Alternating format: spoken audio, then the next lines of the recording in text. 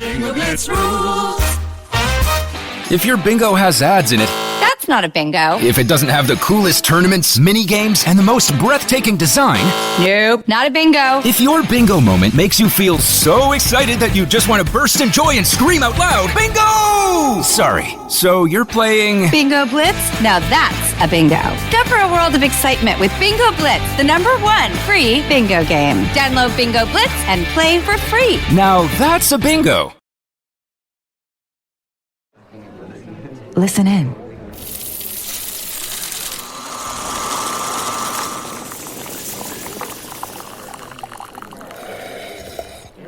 Starbucks. It's a great day for coffee. This episode is brought to you by Tic Tac. Close your eyes and take a ride with new Tic Tac Citrus Adventure. Awaken your senses with harmonies of sour and tangy fruit flavors. Picture the vibrant trio of mandarin, lemon, and lime as each flavor mingles to create a refreshing symphony. Pick up a pack and dive into new Tic Tac Citrus Adventure. Visit at Tic Tac USA on social to share the good vibes.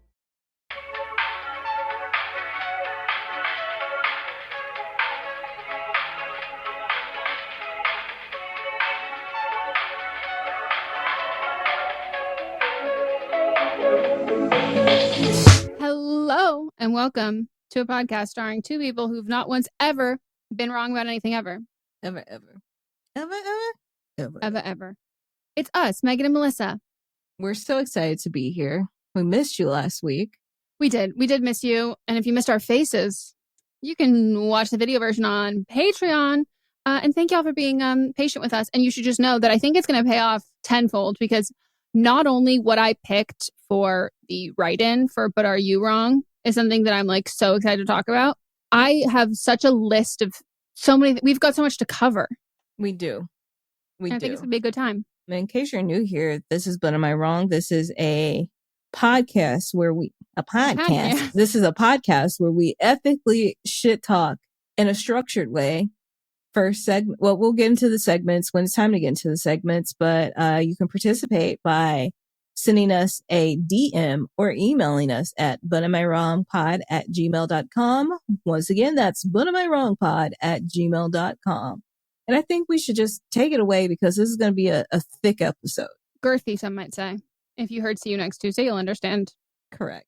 All right. I am up first. It's time for But Am I Wrong? This is when we take something from our own lives or propose a topic or go on a rant about something in the world that we have strong feelings for. In mine, I only wrote a few sentences down because I feel that you'll have a lot of thoughts and feelings on this as well. And my hot thing to discuss is that I think that Drew Barrymore should go back to acting. She needs to wrap up her daytime TV, talk show hosting. Her being in people's laps in every episode is embarrassing and uncomfortable to watch. Her being a scab is embarrassing and uncomfortable to watch. And then most recently, her telling our vice president that we need a mamala was beyond embarrassing. You would not tell a male politician that we need a daddy for the country. And I'm not saying like she shouldn't work. She is a multi-generational Nepo baby. So she has money, but also like, let's go back to Charlie's Angels. Like, I would love if she partnered up with Elizabeth Banks and they combined that Charlie's Angels with the current Charlie's Angels. I think it'd be phenomenal. She could start a book club. She could garden. She loves just like standing outside in the rain and sharing that. She could just be like a social media influencer. She has a lot of options for what she could do with her life. And I'm also don't want like the people that work on the show to lose their jobs or anything. I just say, give it to Kiki. They can all keep their jobs. Just Kiki. And I think that would, it really make daytime a better place. Go ahead. Yeah.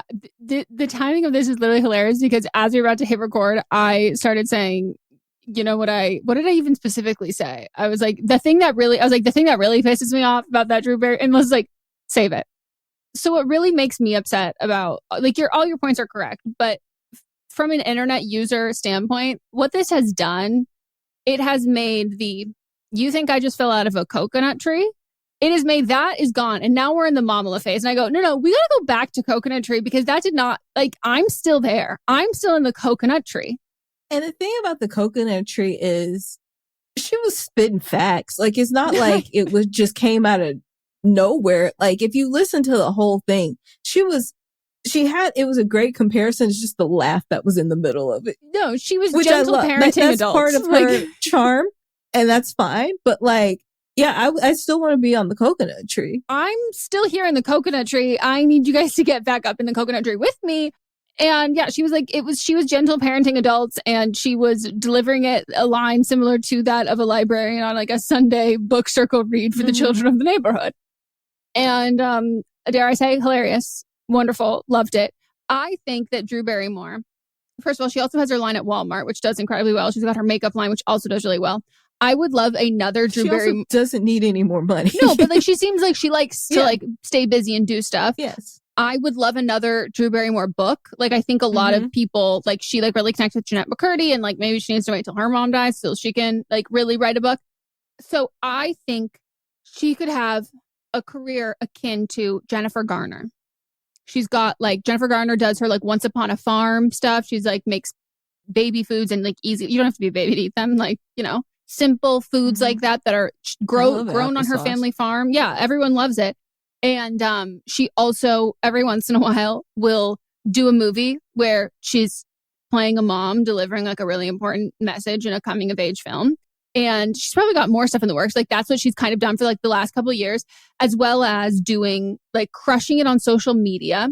And then like using her fame to like go dance with the Rockettes, which is like, that's what you do when you're a talk show host. And she's not even a talk show host. Like, Drew Barrymore, if you want to go dance with the Rockettes, Jennifer Garner's doing it. Like, I just think that we're in such a unique, as someone who loves a fucking daytime talk show, like, we're in such a oversaturation of it that like, I just don't think that we need it, especially because they're all in New York at this point. Like, we've got, I mean, Jennifer Hudson's not, we've got, I'm not going to address the ones that Kelly moved to New York. So I wondered if, and then moved here. I thought it was the opposite. I wondered if Drew, like she was going to end because Kelly moved to New York. I knew that because my cousin worked on it when it first came out. So yeah, that makes sense. Yeah. So I think between Jennifer Hudson, Kelly, and Drew Barrymore, like they're having a lot of like repeat guests and like of the same stuff. And I just think that if you want to have a feel good, emotional John Green novel talk show where like we're like a lot of emotions and crying, then I think you don't interview celebrities. Like, you just have random people on who like want to cuddle up with you in a bed and like be so touchy-feely. But similar to Oprah, that would make me incredibly uncomfortable. And I don't think that there's any malice or ill intent by her. But I think the issue is that like when you're as famous as she is and you have a talk show and you go on it, like your team is kind of just like, you're going to go on the Drew Barrymore show. And it's like, well, I guess I just have to buckle in for this. And I don't think anyone's telling her to like maybe not do that, because they're like, no, we love everything. We love the way that we love this about you. And there's nothing wrong with that. Like, you can be like a totally like a very intense emotional person like that. But it might not be comfortable for everybody to do that on TV. Yeah. And I think she's so interesting in the sense that like, I think she's a good I like have liked her on podcasts and like all of that stuff. And I do think it sometimes like it's the overexposure where I go, you've got so many opportunities to do stuff that's going to make people really, that you're not going to be proud of. Podcast would be perfect, actually. Scoop her up. Bo and Yang, you can produce it. Bo and Matt Rodgers, they can produce. Like, I just think that anything that is like so emotion forward led like that, it is a bubble that will burst in the sense that like people are going to hate it. And then that's tough. Also, you don't have to worry about scabbing if you go to podcasting. Yeah. And they also do like a digital show. It just feels like a lot. She's giving so much of herself to this that like it's a podcast. It needs to be a podcast. You don't need to do that. You're very famous and you're very well off. Like, you don't need to like bleed out for the public in this way. you know? And then you're going to be remembered for a talk show. And I don't feel like that's what she wants either. No. Well, that's my hot take. Now it's your turn. Love it. So my hot take is just a sentence. It's insane to charge people money to teach people how to get out of debt and stop spending money.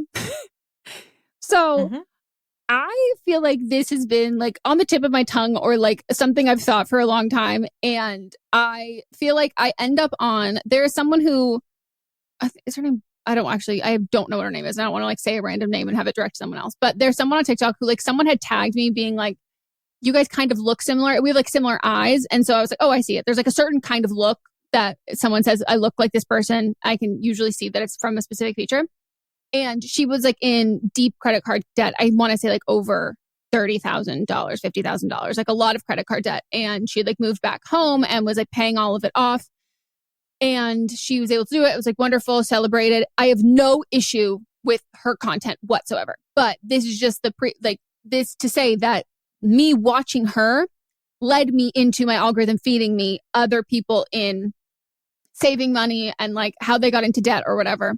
And so many people who have gotten into debt, again, I have no issue with their videos, but the people in the comments are being like, I know it's a steep upfront charge, but you should buy this book. Oh, no, you should get this seminar. This helped me so much. Like this, he is so great with money. And like, I didn't spend any money. I go, minus a $500 to spend to enroll in this course. Like, I think that automatically it delegitimizes someone without a doubt. That I'm like, if I'm about to start a fucking grift where I'm going to be like, here's how to save money and get out of debt. And I'm going to sell a $1,000 ebook. And on the first page, it's going to say, you got dumb. This is why you're in fucking debt because you bought this 1,000-page book. Like, it just makes me so irate because it's like preying on the financial illiteracy, which as someone who like did not grow up with financial literacy and like still to this day, like I have a very hard time with that. And I'm very lucky in the fact that like, I worked hard, but like and ADHD, one of the good things about it is out of sight, out of mind. Like I am not a hyper spender. Like I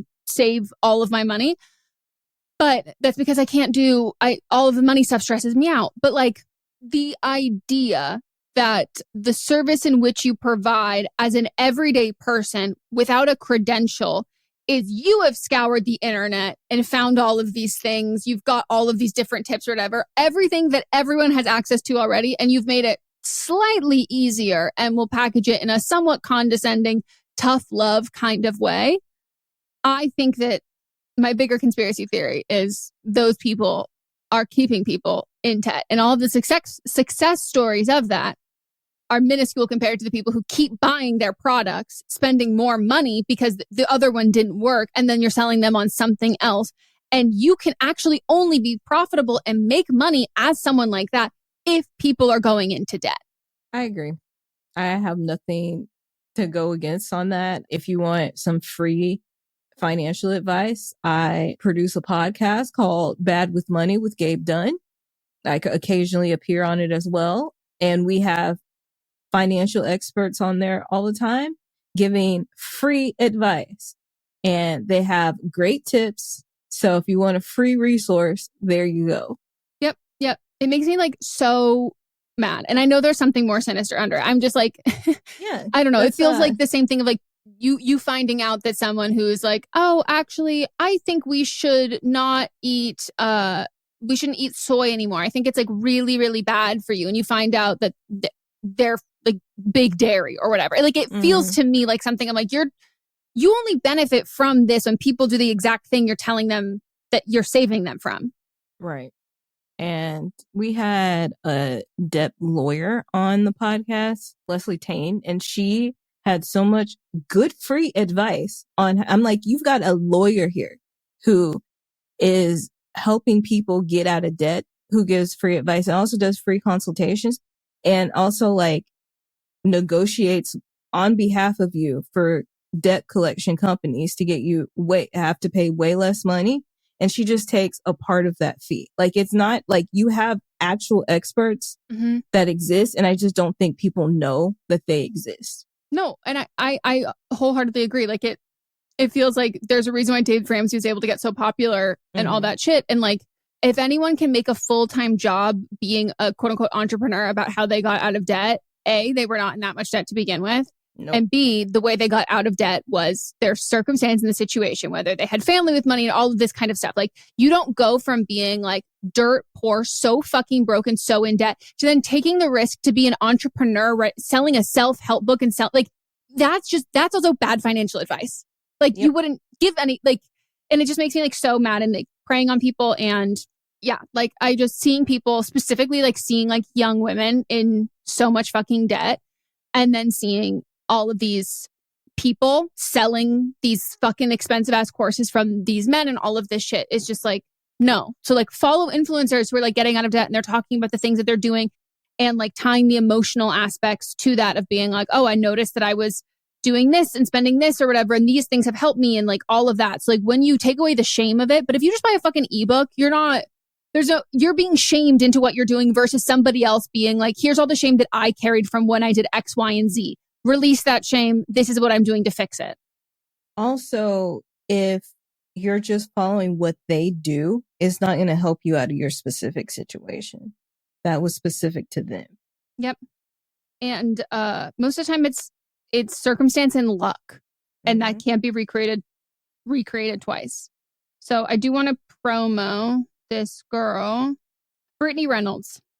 Yeah, did a whole payday about like, was just basically documenting. And I saw like the first video documenting like, I'm this much in debt. I'm really lucky that my parents let me move home.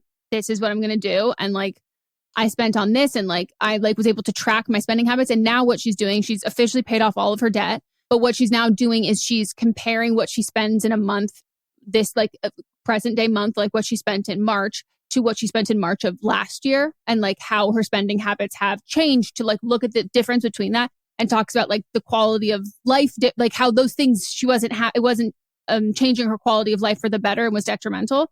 And that to me is like, that's inspirational content there, because like realistically getting out of debt is not, there's no secret to getting out of debt. It's making more money than you're spending. Like that's what it is. And like, whether it's like you have to, whatever you have to sell, whatever you have to do, but all of that, like no one's going to be telling you something you don't know. And like spending money, there's an emotional aspect to it. And it's like, I think when women are being vulnerable about that, that has far more benefits than buying a workbook of a man going, stop buying avocado toast, you poor. All right. Well, we're going to take a break. When we get back, we'll get into But Are You Wrong?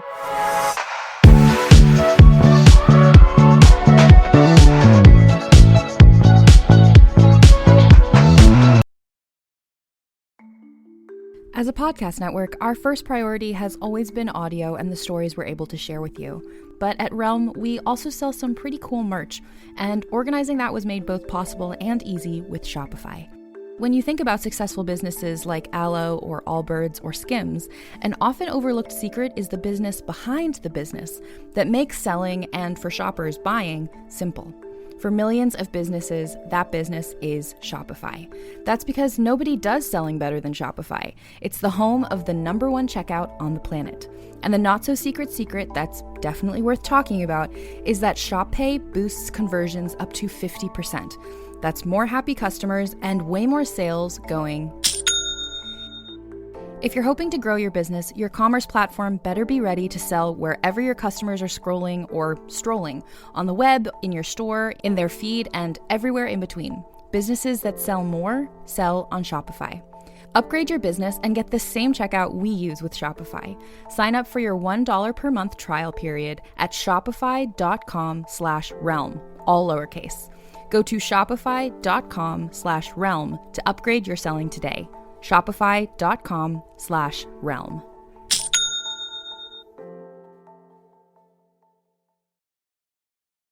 The #1 selling product of its kind with over 20 years of research and innovation. Botox Cosmetic, onabotulinum toxin A, is a prescription medicine used to temporarily make moderate to severe frown lines, crow's feet, and forehead lines look better in adults. Effects of Botox Cosmetic may spread hours to weeks after injection, causing serious symptoms. Alert your doctor right away as difficulty swallowing, speaking, breathing, eye problems, or muscle weakness may be a sign of a life-threatening condition. Patients with these conditions before injection are at highest risk. Don't receive Botox Cosmetic if you have a skin infection. Side effects may include allergic reactions, injection site pain, headache, eyebrow and eyelid drooping, and eyelid swelling. Allergic reactions can include rash, welts, asthma symptoms, and dizziness. Tell your doctor about medical history, muscle or nerve conditions including ALS or Lou Gehrig's disease, myasthenia gravis, or Lambert-Eaton syndrome and medications, including botulinum toxins, as these may increase the risk of serious side effects. For full safety information, visit BotoxCosmetic.com or call 877-351-0300. See for yourself at BotoxCosmetic.com.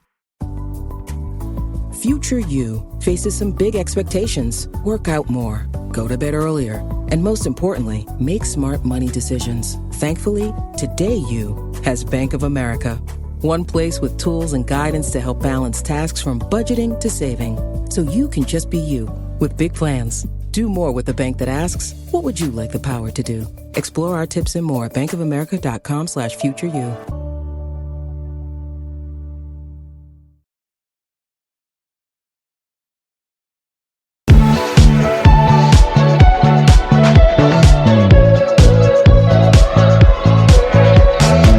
And we're back.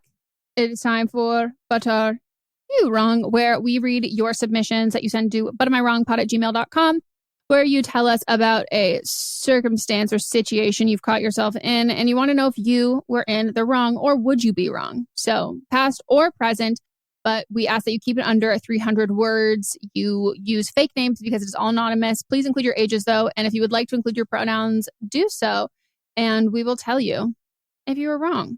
Or who's wrong in the circumstance situation. All right. First up, we've got this person.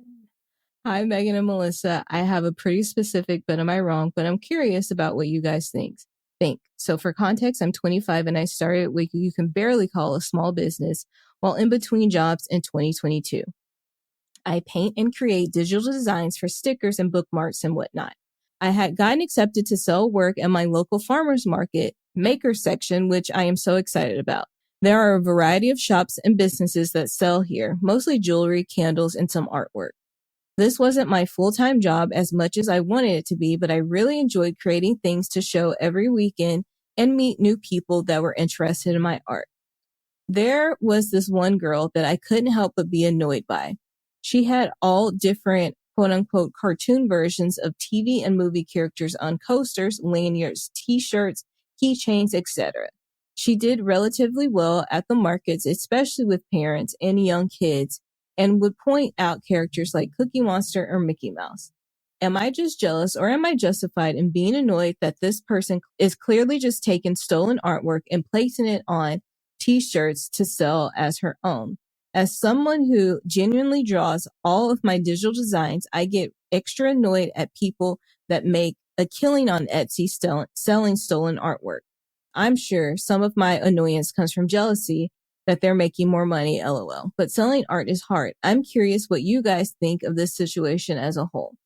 I am reminded of this while watching Do We Know Them this week. Hope you guys are having a good week.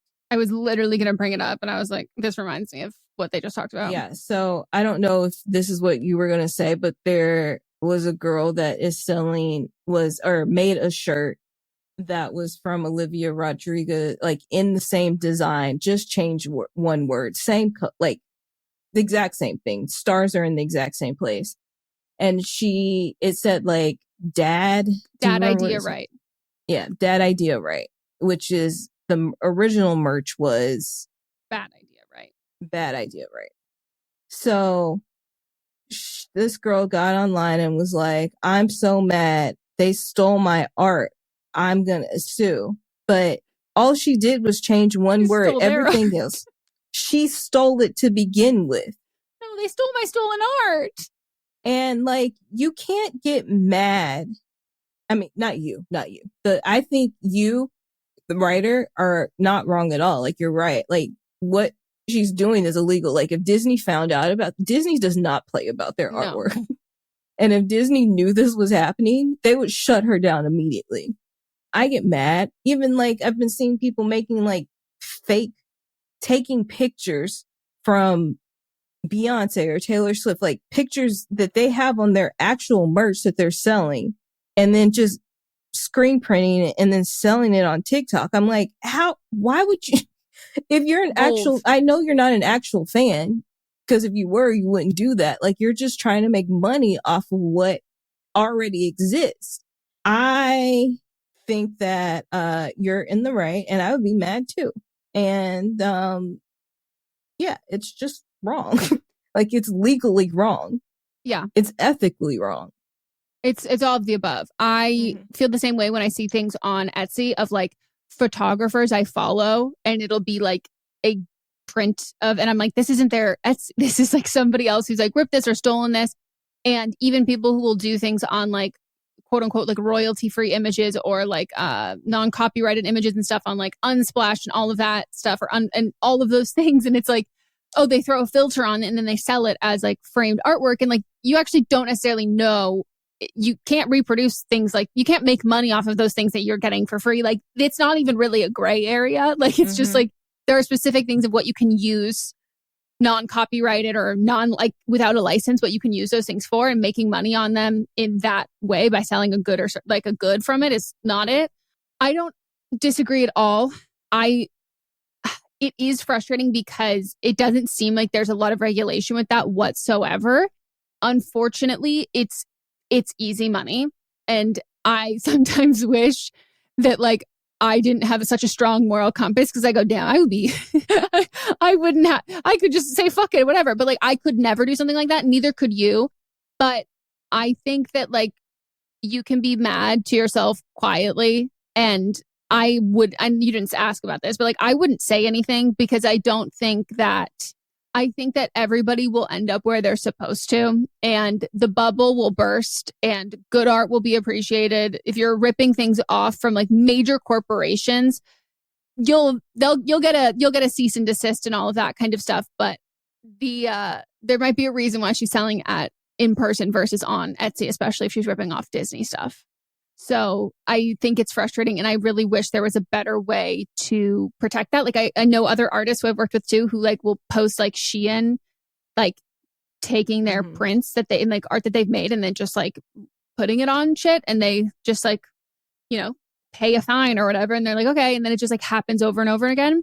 But I think specifically in a creative field or art or whatever, it's so easy for me to like get mad at or annoyed with someone who I'm like, they made this thing that it is bad and it is being received in a way that people don't like. You should know that this is objectively not good or whatever.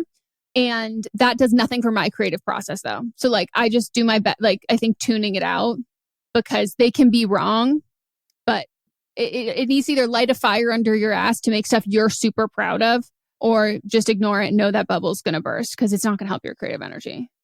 Yeah. And I'd love to see your art. Send to our email. I'd love to see what you make. All right, your turn. Hey, Eminem. I am 28, she, her. So at the beginning of the year, me and my husband made our resolutions for 2024. One of my husband's was try something new. So he came home the other day and was like, I found my something new resolution. I was so excited to hear what he had decided on. This man said, trying stand-up comedy. And I laughed. Oh. Y'all, my husband is not funny. He has funny moments, but not what it would take for stand-up comedy. I actually thought he was kidding. Aside from Netflix specials, I don't even think he's ever seen stand-up comedy. Needless to say, I may have accidentally hurt his feelings when I told him that he wasn't funny. I feel bad now, but all I can picture is him on that stage and no one laughing. Am I wrong for telling him he's not funny and laughing at his something new? I feel bad, kind of. Go ahead. I have lots of thoughts. So, do I think that you're wrong? Now, that's a complicated question. There's a lot of nuance to this. I can't fault you for your reaction, because as somebody who has a hard time filtering herself and saying things and then going, oh shit, I should have not phrased it like that because your feelings are hurt. I think that you might have been able to phrase it a little bit better. And what I would have done is if you could go back in time, I would have faked shock and be like, oh, like I would have just been like, that's so surprising to me. I didn't know. No, because no matter what, I'm going to be an asshole. Because like, then I'm like, so do you think you're funny? Like, I don't even know what the fuck I would say. Like, this to me is similar if Mott's changed me and told me I want a DJ, where I would go, this is a cry for help. But I'm a self-proclaimed like bitch. Like I know I'm being a bitch and an asshole. So unfortunately, this is going to be inconclusive for me because I don't feel like I'm in a position to judge you for doing that. But do I think if we were at the pearly gates, they would say that was a little mean? They would say yes, and you and I would take the stripper pole down together. Stand-up comedy is a funny little genre because there are different branches of stand-up comedy. There are people that write just flat out jokes, and maybe he's not funny like in real life, but he could craft, if he really sat down and studied it, he might be able to craft a joke. He could be the kind that tells a story. He could be the kind that does crowd work. He could just get up there and be awkward, and people think it's funny. There's so many different types of comedy, and sometimes people are laughing at the quote unquote comedians, not with them. And if he was self-aware of that, then that would make him a funny comedian. So I say sometimes people just have to try things out and see if they work, because someone may not in their everyday life be charismatic, but then they get up on a stage and they bring the house down.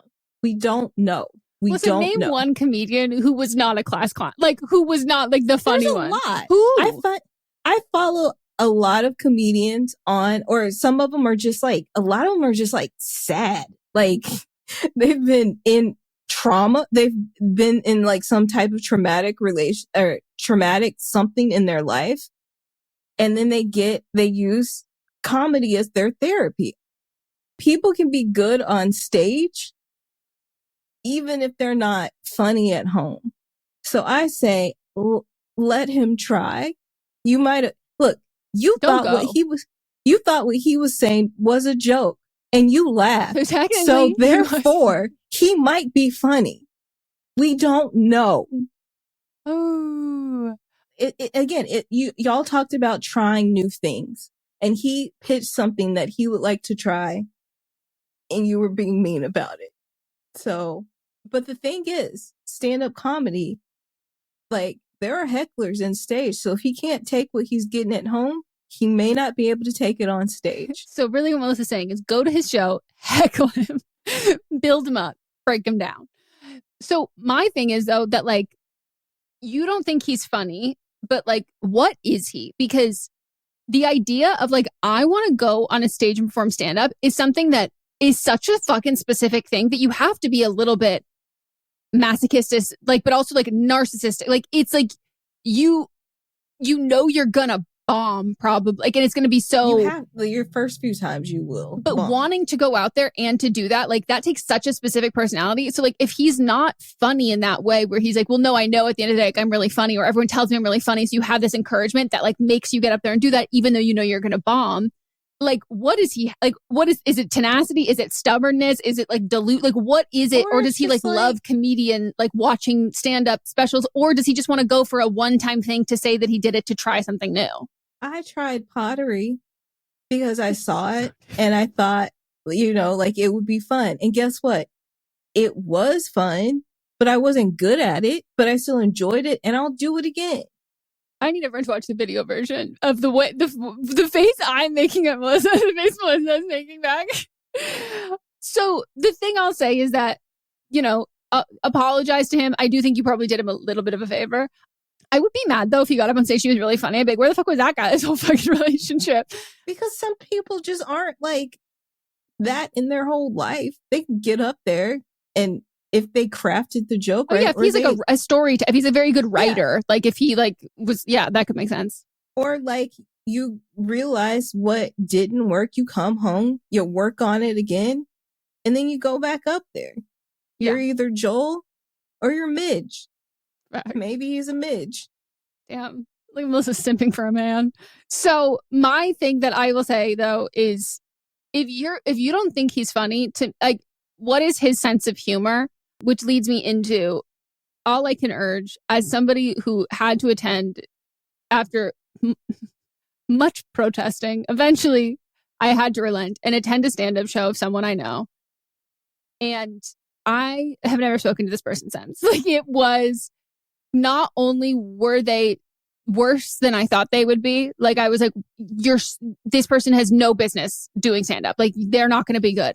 And alas, they were not good. And not only were they not good, they were offensively bad, and they were also just straight up offensive. And I made us leave before it ended because I didn't want anyone to know that we knew this person.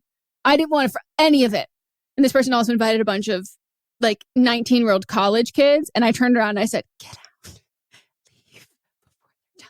And they were like, oh, okay. I was like, yeah, you got this. Let's get out of here. So, you know, I think support, but don't wear a shirt that says, "This is my husband's performing stand-up," and he gets up there and does something that you don't want to be associated with. Unless on the back it says, but it's going to be real bad.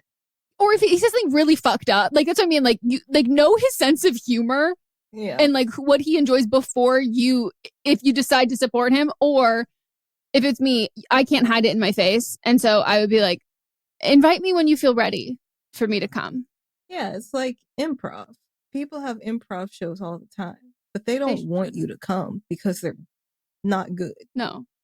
But also, like, somebody can also be very funny in their everyday life and then get up and do stand-up and it'd be horrible too. Because there is an art to what you're doing. Maybe he's been secretly taking stand-up classes. Steve Martin and Judd Apatow have master classes on masterclass. Maybe he's been taking those. Hopefully from one of them.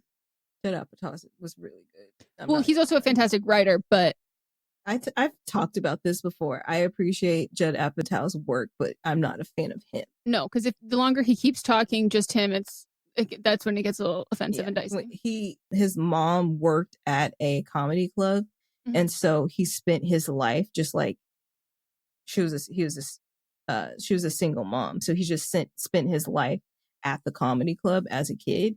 And so he came up in it and he knows how to make a joke. And so he got his start because he would give comedians notes in the audience. Yeah. That's cool. That feels like that's a TV show in itself. I don't know why he hasn't written that. Maybe he has and nobody was interested in it. I like that. Yeah. So, yeah, like, don't burst his bubble.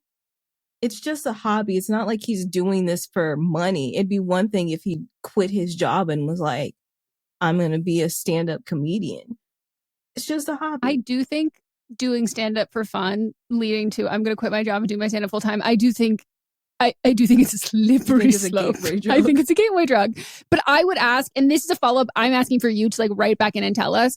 Ask him like what comedian, like what style comedy does he think he want to do? Like what comedians? And then like report back and like let us know. Because if it's Bert Kreischer or whatever, I'm like, so did your husband go to ASU or Boulder? Did he go to a party school? Does he have these like stories? Like is because Bert is known as the machine. Yeah. This man ran a marathon on a whim and finished it. That is someone who has a life and stories that he's told that no one else can do. Yeah, and you're not going to go to his high school reunion and someone's going to say, do you hear Bert Kreischer is a comedian now? And no one's going to go, no way. Like Bert. But, or does he want to be like a John Mulaney, which is like much more scripted, kind of like old school, not like variety show, but like very scripted, kind of more song and dance performance, even though he's not singing or dancing. But you know what I mean? Like it's something that is more orchestrated in that sense and doesn't feel like a buddy just getting a beer with and telling you all about whatever. So I would love to know what that is because his skill sets might be that, but also he might totally crash and burn and then never want to do it again. Right. Which is honestly probably more likely. But I do applaud him for the fact like he wants to try something new and it's this is that. And without having been told his whole life he's so funny and he should do stand up. Because as someone who's been told not to toot my own horn, I've had people ask all the time if I do stand up, if I'd ever consider. I'm like, hell no. So same. I'm like, I don't even think I'm funny, but I've had several people ask me to do it. But or if I did it. And there, even when I was like I first moved here and they're like, well, a lot of people get discovered by writing. I was like, if that's what y'all think y'all are doing over there, yeah, have fun. Will never be me. Not me. Like I literally had to do it in my movie and I was like, I'm going to fucking kill you. I can't do that. I was miserable doing that. So I do applaud him for being like, I'm going to do this. Whereas like, as two people who've been told we should do this all the time, I could never. No, like thank you. to have the cojones for that, I would love. No, like when I started Steve Martin's masterclass, I thought it was just strictly writing, but then it was like comedy. And I was like, and this was before they let you have memberships. I like kindly wrote to them, can I have a refund for this one? Because this is not what I was signing up Girl's for. not about to do fucking stand up. No. Give me my money back. And if he also doesn't like any female comedians or women comedians, that's also a red flag to me. You just want to be like a cool man. Then you just want to be cool. Because you should also know that if you crush this too hard, though, his new thing is going to be he wants to start a podcast. What's worse? Yep. All right. Yeah, because one's worse because one's behind a microphone with no immediate feedback. The way if like Mott's told me I'm going to go perform stand up, I wouldn't be able to go the first time. I would go.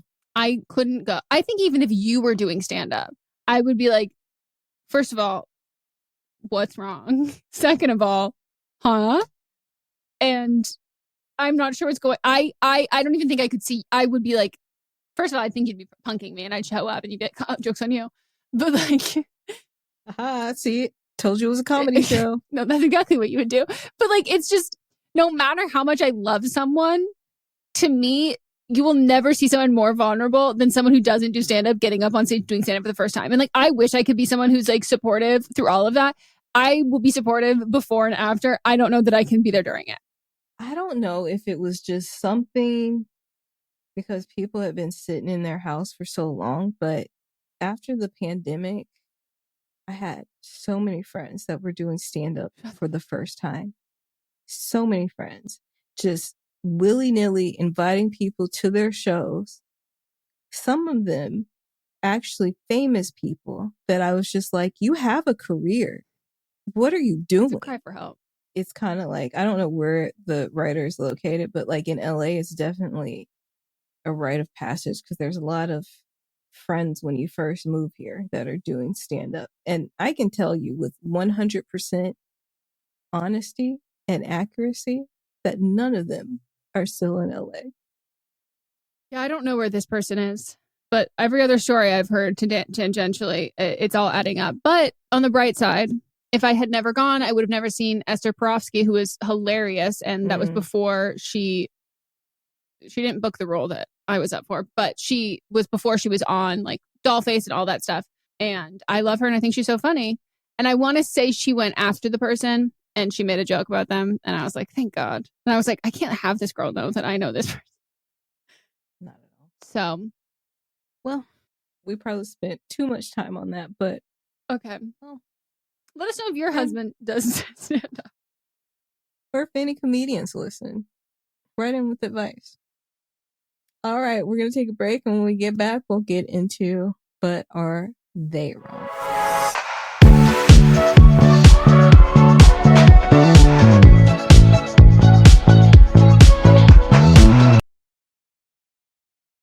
This is what you do when you've just found that statement handbag on eBay and you want to build an entire wardrobe around it. You start selling to keep buying. Yep, on eBay. Over that all-black everything phase, list it and buy all the color. Feeling more vintage than ever? It's out with the new and in with the pre-loved. Next thing you know, you've refreshed your wardrobe basically without spending a dime. Yeah, eBay, the place to buy and sell new, pre-loved, vintage, and rare fashion.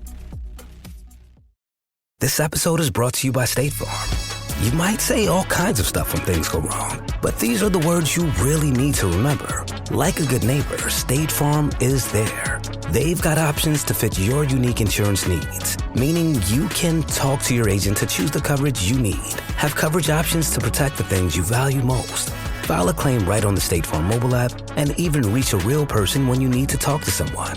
Like a good neighbor, State Farm is there.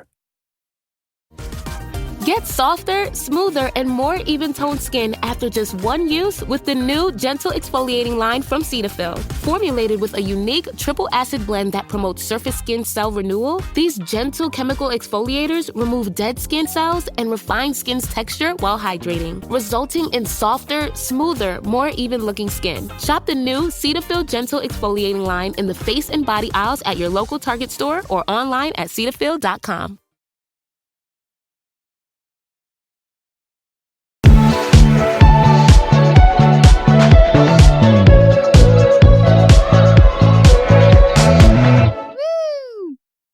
And we're back, and it's time for But Are They Wrong? This is where we will nominate a person, place, or thing, something in the current events pop culture zeitgeist that deserves the opposite of flowers. They deserve tomatoes. We would like to shed a light on it. Previous ones have included Melissa introducing all of us to George Santos years before Rest of America knew. And also we shitting on the Cut article lady. And which one? There's a lot. And yeah, it's always a good time. So we have a bunch because we took a couple weeks off and we have lots of things to share. First, I want to start out with a light one. A thief in Sacramento, covered themselves in a trash bag. And then, like Edna Mode, they crouched down and did a little tippy toe to the front door of someone's house and stole their packages and put it underneath the trash bag and then tippy toed away. One, baby genius, because then all that's on the Ring camera is just this trash bag moving across the yard. But like, two, stop, porch pirates. Please stop. Number two is, this is more serious. A 32-year-old woman named Shelby Hewitt, who was a social worker, posed as a high school student in several schools in Boston, and she lied about being kidnapped. And so that's why she didn't have her paperwork. She's been charged with criminal forgery, identity fraud. And after she pled not guilty in December, she is set to stand trial at the end of the year. What was the point of that? No one can figure it out. That's what makes it even. That's even spookier because I feel like there's got to be a reason. Yeah. Next one, I'm sure it's on your list too, because you've also talked about them in a previous episode, Youthforia. Yeah, that's on mine. They did some malicious compliance when you originally talked about how their color shade range did not go any darker than you. After making a TikTok about how they said that money was no object, there was no budget, it was unlimited, money was no object, they were going to make the best foundation ever, and then only made it to medium white. And so they made a foundation which has been compared to just blackface makeup because it's just black. There's no other pigments in it besides just black, when most everyone has at least 5 different pigmentations in their skin. So it's not going to, even the darkest person that exists, it's not going to be their color.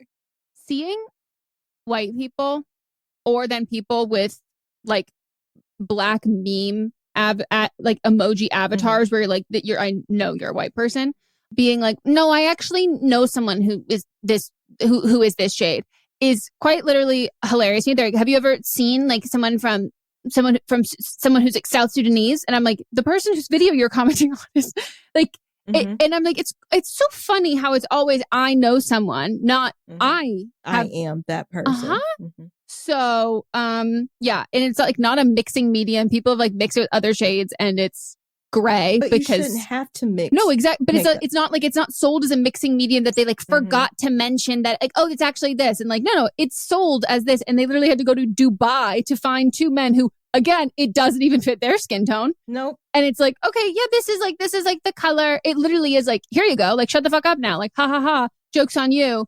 I just gave you blackface in a bottle, like tar. It's literally like black face paint in a bottle, and like I'm just like so. I'm also just like, I need people to fucking stop defending, like, or just like justifying or trying to be, well, maybe this. And I go, why is your instinct to be like, well, maybe we should give them the benefit of the doubt? Well, maybe. I'm like, why? why would you rather be like, I see all these people are hurt and offended by this thing that is really hurtful and offensive, but maybe they didn't mean to. So maybe it's actually just a you problem. Why are all their comments off on all their videos? Let's talk about that. You want to go now? So Youthforia was also on mine. Also, Aaron Rodgers, who said AIDS was created by the U.S. government in the 1980s. This one has really flown under the radar. And I missed that one. I know. I think I did mute his name. So that might be why I missed it. But I haven't seen anything on TikTok about it. Yeah, I feel like there's a certain like way that we kind of like let athletes be ignorant bigots and we just go, haha, whatever. And like that plays into the culture. I have an issue in general with specifically football for people who are betting money on these men getting TBI after TBI and being like, just fight harder. Like, I don't like the public perception of how we treat football players as like just pawns and like not actual humans.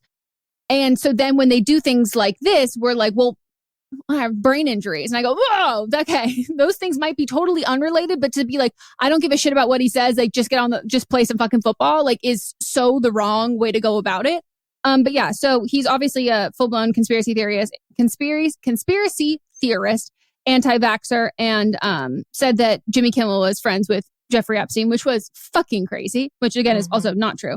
And the reasoning why he has said this is because it's supposed to solidify his point that it's about COVID and Dr. Fauci is corrupt and all of that stuff. So he did this on a podcast and saying the blueprint, the game plan was made in the 80s, create a pandemic with a virus that's going wild. Only Fauci was given $350 million to research this, to come up with drugs new or repurposed to handle the AIDS pandemic. All they came up with was AZT. Do even a smidge of research. I'm not an epidemiologist. I'm not a doctor. I'm not an immunologist, whatever the fuck. I can read though. I can learn. I can look things up. Just like any normal person, I can do my own research, which is so vilified to even question authority. But that was the game plan back then. Create an environment where only one thing works. Back then, AZT, now remdesivir, I can't pronounce things, until we get a vaccine. We know Fauci has taken the Moderna vaccine, and we know Pfizer is one of the most criminally corrupt ever. They fined and they paid the biggest in history of the DOJ in 2009. What are we talking about? We're going to put our full trust into science that can't be questioned? The whole thing that makes science is that it's always being questioned. So someone like you who says, obviously you can't do those things that you said that you do, read, learn, you don't do any of that. Yeah. And so the only place I've really seen this written up is on Outsports. And they had said, for a long time, we wrote about Rodgers after he denied rumors he was gay. And later, when he was critical of fans yelling homophobic chants and celebrated the coming out of gay former teammate. That was the Rodgers who was easy to cheer for, not the guy who's fallen for wacky conspiracy theories that come across as so unhinged you wonder how it came to this. So just another instance of like, now this is the only place I'm really seeing report this. But yeah, I can't stand that man. And what's his name was like, I'm going to have him as my VP. The other one the conspiracy theorist candidate for who everyone loves. So that was one of mine. Another one of mine is Boeing has killed a second whistleblower. And allegedly. Holy fuck. I need you know what we need? I need an immediate press conference. I'm hearing so much yip yapping from the White House. I'm not hearing a goddamn fucking word about the fact that, Boeing, you bailed out during the pandemic. Okay, remember the banks? You bailed them out. They killed 2. And we're just moving on saying college kids are getting really scary. Like, there are things in the sky that are coming down out of the sky when they're not supposed to be coming down out of the sky. And someone told us that. And now those people are dead. Hello? And flights are still expensive. Hello? I feel like it was an opportune moment for Boeing. I feel like they knew that. Yep. One of my lists is Jerry Seinfeld. He is on a press tour for a Pop-Tart movie called Unfrosted for the story of Pop-Tarts. And in several interviews, he's talking about how the woke left is destroying comedy. No. According to someone who saw the first draft of the script, it was terribly racist. A Pop-Tarts movie? Wait, and is this like a Mr. Rodgers, like the story? It's not like the Trolls movie. It's not like an animated. No. Okay, this has got him and also Amy Schumer's in it. Oh, so I'm sure they got along fabulously. But I also think this is the movie that Melissa McCarthy is also in as well. Which, you know what? I have double standards. She just is there for a check. Yep. But if you want to talk about the woke left, why don't we start with you being well into your 30s, picking up your 17-year-old girlfriend from high school? Let's start talk there. Doesn't sound pretty awake. Were you sleeping at the wheel, sleeping at the judgment wheel right there, my guy? Yep. I thought she was even younger. That's when they were public. That's when he was actually picking her up. Gross. And they're still married? No. Oh, it's not his wife. Mm-mm. His wife is also young, but not that young. Or not. They were older when she started dating. Yeah. Oh my God, you're right. Gross. She was in high school. Disgusting. Like, he was literally picking her up from school. There's no exaggeration there. He would drive to her school and pick her up from high school. I hope her family is mortified. Or if she would prefer, I hope they're dead. Not here to, you know? Mm-hmm. I would also like to talk about the theater adults coming after a theater child. If you've seen, so there was a audio that was blowing up about, so from Legally Blonde, the musical, which is one of my fucking favorites. Oh, yes, I did see this. Go ahead. And being like, it's like sales associate being like, Courtney, take your break. Like, try this latest from Milan. Go ahead and try it on. I take best of my clientele. It's a gift from me too. And it's like, it's a spot that like, that's like the role. Like and then you're also in the ensemble and the chorus. And so it's a big, like, you do a big run, you hit a high note, and like people really take it as a big flair. It's a great part of the song, a great part of the show. It's like a beloved, one-liner for this character. And a elementary school, I think they said the ages were between the ages of like 7 and 11, or 9 and 11, like young fucking kids, like kids. This young girl, they have the video that they posted on TikTok of her doing it, and she was a child and nervous. And like, I remember being in 5th grade having like one of the lead roles in our school play. And I had like 4 solo songs and like all these monologues and stuff. And I remember like, I was like starting to sing one of my songs, and I just panicked and I forgot everything. And I'm like 10, and I just like ran off stage crying. And it was a dress rehearsal. It wasn't even a real performance. And I got my shit together. I was mortified. I knew that I didn't do a good job, and like I worked on it so hard. That's how I learned if I get too stressed, I sleepwalk. And then I like was so proud of what I did afterwards. But good God, if someone had filmed that, uploaded online, and then everyone famous at that time, it would have been like Laura Bell Bundy, Idina Menzel, Kristen Chenoweth. Who else was Annalise. But all of these people who I like loved on Broadway, if I then go and see that they're all making fun of me, I wouldn't have gone back on the stage the next fucking day. Mm-hmm. So Ben Platt made a video. A bunch of like actors in like LA, Hollywood were making videos using this sound. I saw like famous people using this sound with brand deals that they were doing on TikTok. And I was like, a brand is like, cool. Yeah. Make fun of a child. And even people are trying to spin it of being like, no, I wasn't doing this by making fun of her. Like, I'm just like obsessed. Like, I love that. And I'm like, when you make content, regardless of like what you think that your intention behind it, first of all, I don't believe you. But second of all, the comments are just making fun. And then they're going and they're directed to that original video because through this goddamn fucking audio.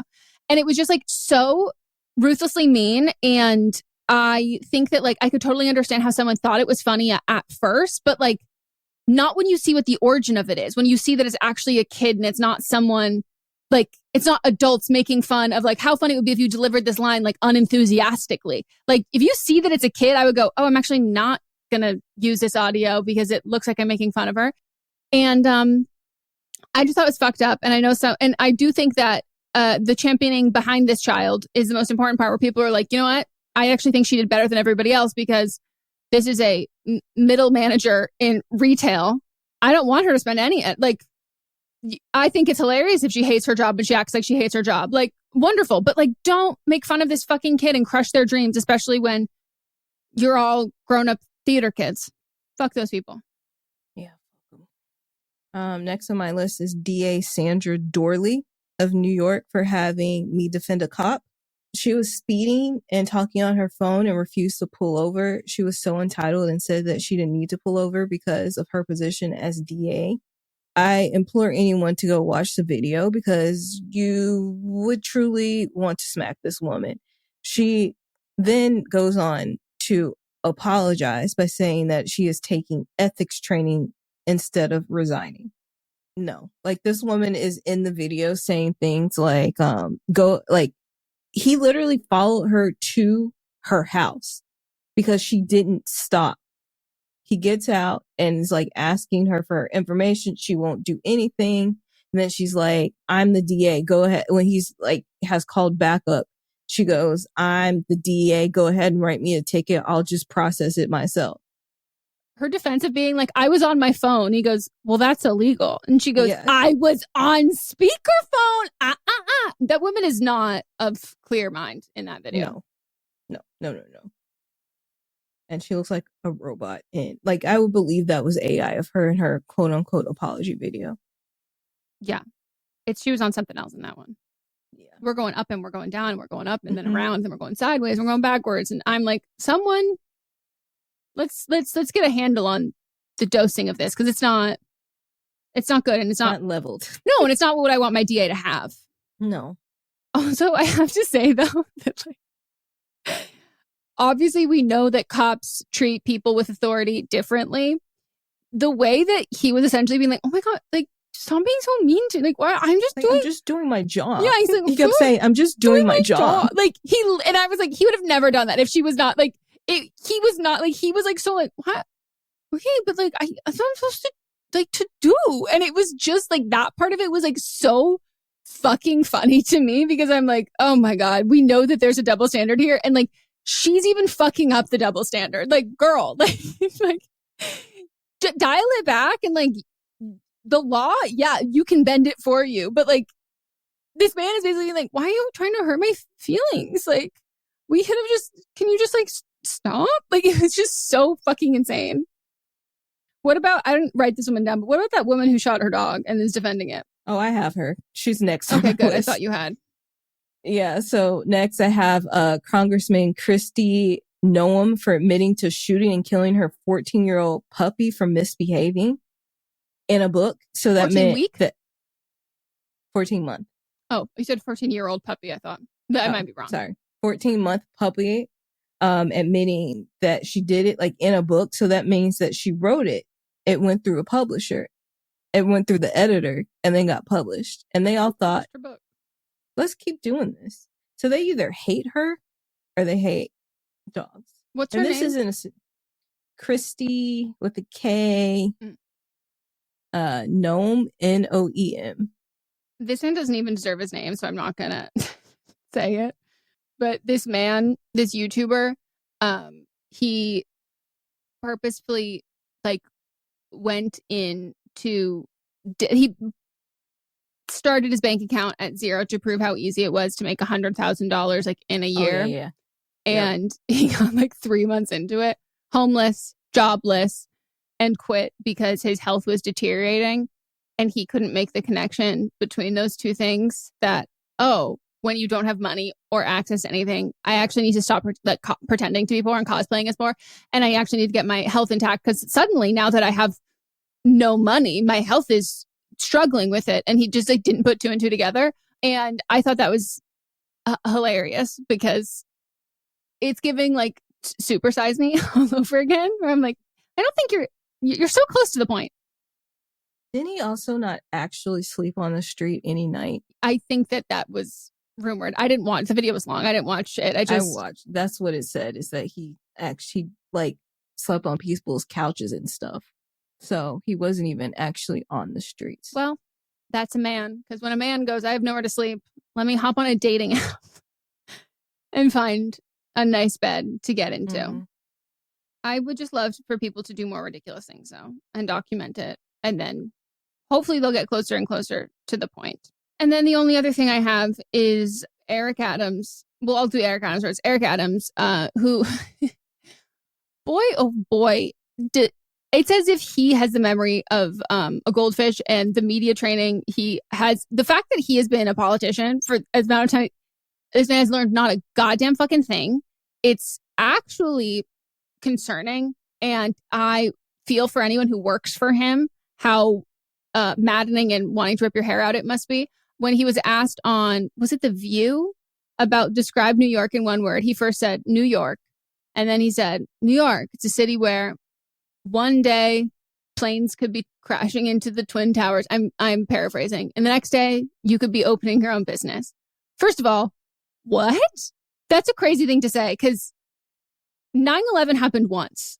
Like, you could just be walking down the street in New York and suddenly there's a terrorist. Like, my guy, it was as if he thought that was like the opening lines to like Alicia Keys in New York. Like, the terrorists attacking a building, or you could open a bodega. Like, it is just what? And then he also was quoted saying that it is like, what a grave injustice it is for anyone in America to be flying any other flag besides an American flag. Like, that's a disgrace. Wow. Decked out in what I can only describe as Israel paraphernalia, like a hat, a sweatshirt, a jacket, holding a flag, like to the point where like he like a mascot, like he's about to like get you excited for a sporting event, or he's like it was comical and like said within a week of each other. I can't stand that man. I can't stand him either. If you ever want to see a beautiful takedown of him, Oluyemi Olurin, I've had her on a couple podcasts. She is so cool. Like, I think we would be friends with her. She's a public defender, but also likes to have her titties out all the time. I follow her on Twitter. So she has moved. Before she was famous, we had her on Just Between Us. And she was like, she's always like talking shit about people. Not shit, but like talking in a good way. Ethical shit talking, if you will. And now she's like blown up and is like a contributor for magazines, has her own podcast, is a talking head on certain things. But she did a whole takedown talking directly to him. Like, she was talking so much shit. And then when they cut and he was sitting there, Listen. I was like, what the fuck? I had this same reaction. I went, damn, how did they get these? And then as soon as he opened his mouth and I went, oh my God, you're in the same room. This isn't an edit. Yes. Holy shit. But she's great. I highly recommend watching that. Yeah, I want to get his quote right, though. So he said, New York, you can experience everything from a plane crashing into a trade center to a person who's celebrating a new business. It's the greatest city on the globe. He hates that city. And then he said, the analogy of the complexity of what could happen in this city, from planes landing on our Hudson River to all the other things, that was my comment. Those who take my comments in good faith are going to try and turn them around. People know what I was saying. This city is complex. No one talked about planes landing in the Hudson. You talked about planes crashing into skyscrapers. You didn't mention Sully. You like, this is not like, what? You could have mentioned Orphan Annie. Could have mentioned New York, Real Housewives of New York. There are so many New York references. You're gonna pick the one time one of them happened. It's crazy. I can't stand that man either. Oh my God, he said it's the greatest city because any day could be like that. Any day could be. No.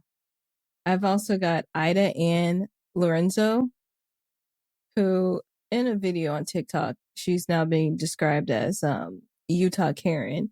She pulls down a teenager's miniskirt in the lobby of a St. George restaurant while she threatened to call authorities on the teenager. She is now the one facing criminal charges. She reprimanded a teenager, telling her that if she was to watch a teen's ass cheeks hanging out again, she'll call Child Protective Services. She later complained to police that the video of the confrontation posted across various social media platforms labeled her Karen. She's 48, charged with sexual battery. Documents were filed on Wednesday with the 5th District Circuit Court. And she's also facing a single count of a Class A misdemeanor. She also works in a government office for the state of Utah as well. Pulling a girl's skirt down. Disgusting. And then we've got Libby Adam, 53-year-old, and Alicia Galaz, 25, both of Riverside. So hometown pride for you. Don't call it my hometown. I'm not from the IE. Anyone who's from the IE, though, this bitch is not born and raised here.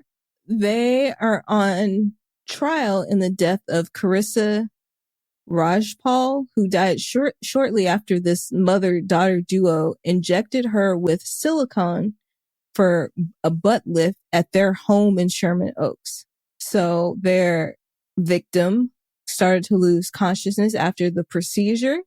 And then when the police came, Libby and Alicia fled the scene, leaving the paramedics unaware that the victim had undergone a risky cosmetic surgery. And the victim died in the emergency room while being tended to by physicians who were unaware that the patient had silicone injections in them. So fuck them. I would just like to give a shout out to the, not a shout out as in kudos, as in a public shaming to the couple who had sex under a blanket just in New York in the park. Yes. First of all, I know that smelled. I know you couldn't breathe. I knew that was musty. And thus the only reason you could have been doing it was enjoying the fact that it was illicit. And to that I say, you're a fucking pervert and you shouldn't be allowed near schools or parks. No, they should be on a list. You should be on a list. And then finally, anyone that is bringing harm to college students because of their beliefs in the atrocious attacks on Palestine. I'm talking to you, USC, for canceling a whole graduation because your valedictorian has thoughts on Palestine, stands with Palestine.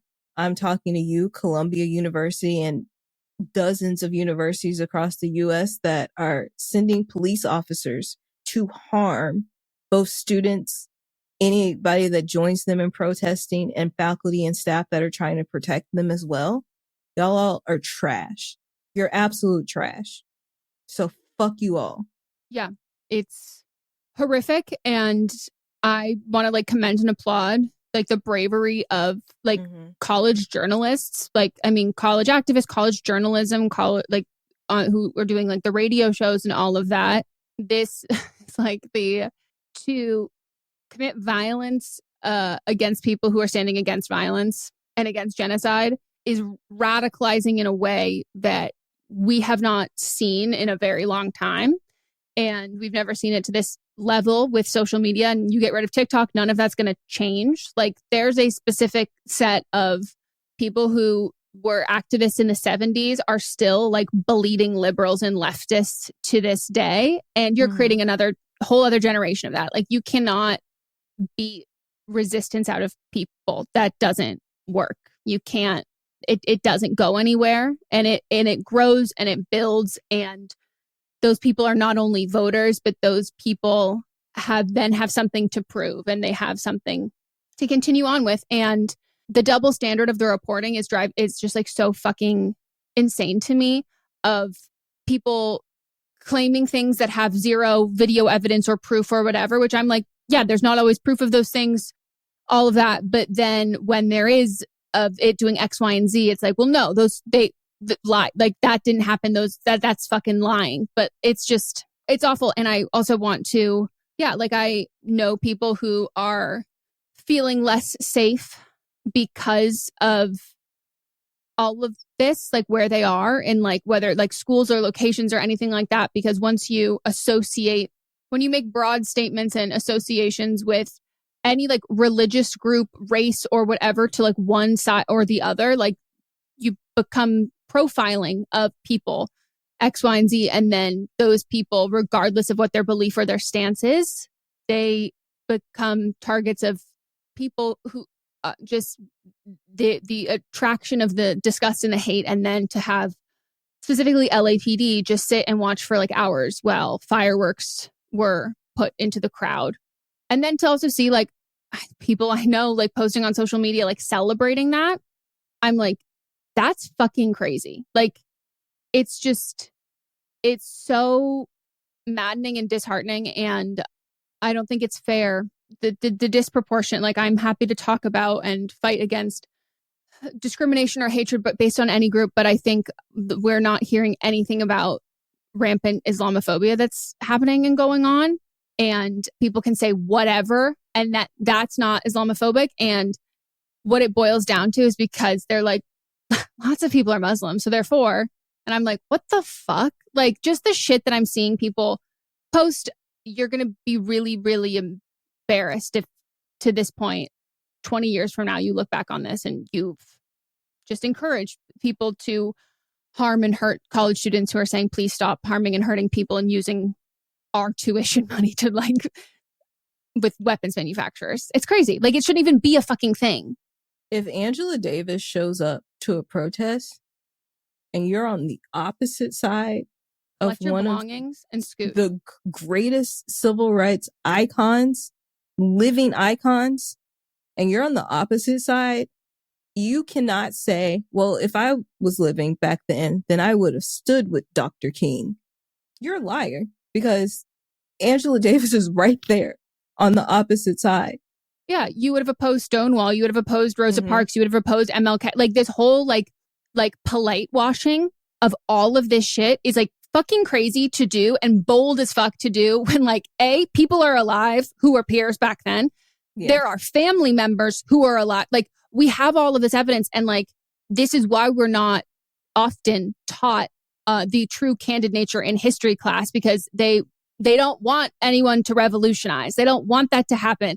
So it wants to be like, oh, one day we all just sat down and decided that like racism was bad. And then the end, we waved a magic wand and like there was no uprising. There was no nothing. Like, what do people think when it's like the first brick at Stonewall? What do you think that means? And like, destruction of property is not violence. Like, it factually by the law is not considered violence. What was the quote that Joe Biden said, which I was like, that's actually crazy, and we'll go down in the history books and it's going to sound like a dictator said it, like dissent or something. Dissent must not lead to disorder. Tell me Thanos didn't say that. Like, that's fucking crazy. If you think that protests are supposed to be not get in people's way, not make things difficult, and make it, protests are meant to be a headache. They're not just meant to bring attention. They're meant to be a nuisance. So change is done. It's supposed to disrupt, and they're supposed to be impossible to ignore. You're not supposed to be able to just move on with your life and live on with your life. And embarrassingly, I was this week year old when I learned about the Kent State massacre. I saw someone reference it on Twitter and I didn't know what that was. And I clicked on it and I'm seeing, oh, this is when police went to a school during a protest and they shot and killed students. Mm-hmm. And we don't talk about it too much in terms of public. We don't talk about it too much in terms of like, oh, let's not make history repeat itself. It was such an eye-opening thing for me to read. And as someone who like grew up going to protests, like I have grown up in like the make a stink, make some fucking noise. It's always like highly encouraged, and like just how I grew up. And I didn't even know about that. And it's a very embarrassing, dark day for these like institutions. And obviously I applaud everyone who's going in, but like there are so many like fucking rich ass Columbia kids whose parents make a fuck ton of money, and those kids know that they've got power, and they know that by doing with the this. USC kids too. Yeah, and I think that like there's like the other people are trying to like skew that of being like, you don't see people at poor college. You do. People at poor colleges are doing this. People are doing that. Like, they're doing it everywhere. But the numbers and the droves of which they're coming out from people who have the voice and the ability and the privilege to do this, put this at risk, knowing that they have financial support, they've got family, they've got those things, they've got a support system. I think that's great. And if I was a parent, I would be like so proud of my kids for that. So shout out to the country of Colombia. Did you see what they did? Yes. I was like, damn, that was cutting to, they're like, so we're actually going to cut ties because this is, I was waiting for them to be like, we're actually going to rename the name of our country. Or we're going to actually sue Columbia University. We think you should change your name. That's just, you're really crushing the vibe. But yeah, I just wish people would like read up on like what is and isn't legally allowed and like what protest is. So. All right. Well, hope you enjoyed this episode or learned something from this episode. Please share what you took away and anything you'd like to add to the conversation. Votes will be up sometime within a week for you to share your thoughts and feelings. And even if you don't have anything specifically from that we mentioned to vote on, just share it and we'll read it on Fisting Friday. I would love to know anyone who has dated someone who did stand up. I hope we have at least 5 listeners that are stand-up comedians. Well, I should note, if it didn't go without saying, my issue is straight men who do comedy.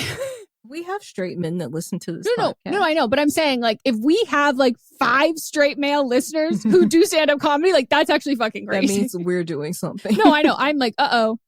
So are you sure you're straight, or what are we projecting into this world? Like, that's a little wild. All right. You can participate by sending us a DM or emailing us at butamiwrongpod@gmail.com. Keep it to 300 words or less. If it's over that, then you will receive a message or an email back saying, we're not reading all this, cut it down. And you can leave us a review on Apple. You can leave us episode-specific review on Spotify. You can join us on our Patreon, where we have ad-free episodes as well as live streams where we all talk and hang out, and it's a good ass time. Also join our Facebook group. Join it. We adore you all, and we'll circle back. But Am I Wrong is a production by me, Megan Rinks, and me, Melissa DeMonts, plus Diamond Imprint Productions. Post-production by Coco Lorenz, and production assistance by Melanie D. Watson. What's up, everyone? It's Noah Daniels.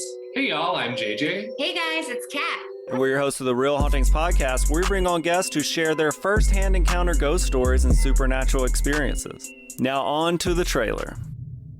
I've been warned to not tell this story, but I think because of the way it ends, it's okay to tell this story, because some people say that with certain entities, to like speak of them or talk about them or in any way like portray them as powerful will attract them to other people. The creepiest thing about it to me is a lot of times it would wait for me to notice it. Like it would just lay its arm out like this, and then I'd be like, where is it? Where is it? And then I'd see it, and then it would just slither back. For more information on the Real Hauntings, Real Ghost Stories podcast, make sure you check out real.fm to learn more about our podcast and many other amazing podcasts. Hi, I'm Jennifer, a co-founder of the Go Kid Go network. At Go Kid Go, putting kids first is at the heart of every show that we produce. That's why we're so excited to introduce a brand new show to our network called The Search for the Silver Lining, a fantasy adventure series about a spirited young girl named Isla who time travels to the mythical land of Camelot. During her journey, Isla meets new friends, including King Arthur and his Knights of the Round Table, and learns valuable life lessons with every quest, sword fight, and dragon ride. Positive and uplifting stories remind us all about the importance of kindness, friendship, honesty, and positivity. Join me and an all-star cast of actors including Liam Neeson, Emily Blunt, Kristen Bell, Chris Hemsworth, among many others, in welcoming the Search for the Silver Lining podcast to the Go Kid Go network by listening today.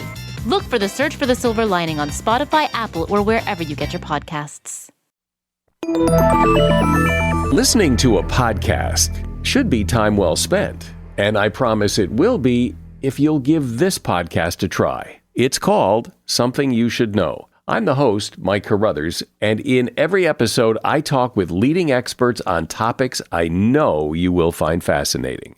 From why people can't keep secrets, what your favorite music says about you, why your pet acts in strange ways, and so much more. Something You Should Know is designed to give you information you can use in your life and give you great intel that you can share with others. I'm told it's a binge-worthy podcast. And with over 1,000 episodes, there's a lot to binge on. Something You Should Know has been ranked in the top of the Apple podcast charts consistently for a long time. I know you're going to like this. I just need to get you to try it. Something You Should Know. It's available wherever you listen to podcasts.